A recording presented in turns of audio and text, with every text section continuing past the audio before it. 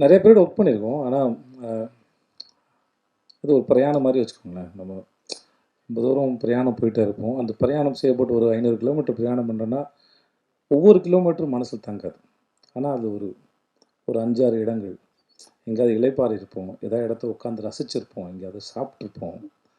எங்கேயும் சும்மா வெறுமனே இருந்திருக்கும். சில இடத்துல மேகங்கள் அழகாக இருக்க ரசிச்சிருப்போம். படங்கள் எடுத்திருப்போம். அந்த ஞாபகங்கள் மட்டும் வந்து அந்த பிரயாணத்தினுடைய மெமரிஸ். அந்த மெமரிஸ் வந்து திரும்ப திரும்பி ஒரு முறை நினைக்கும்போது அந்த பிரயாணத்துக்கு போயிட்டு வரலான்னு தோணும். இப்போ அந்த மாதிரி நான் அவரோட வேலை பார்த்தது. ரொம்ப அற்புதமான பிரயாணத்தில் இருக்கக்கூடிய ஞாபகங்கள், முக்கியமான ஞாபகம் வந்து இயக்குனர் திரு பாண்டியராஜ் அவருடைய எழுத்தில், இயக்கத்தில் வேலை பார்த்தது. அஃப்கோர்ஸ் கொஞ்சம் கஷ்டமாக இருந்தாலும், அந்த மனுஷன் டார்ச்சராக இருந்தாலும்,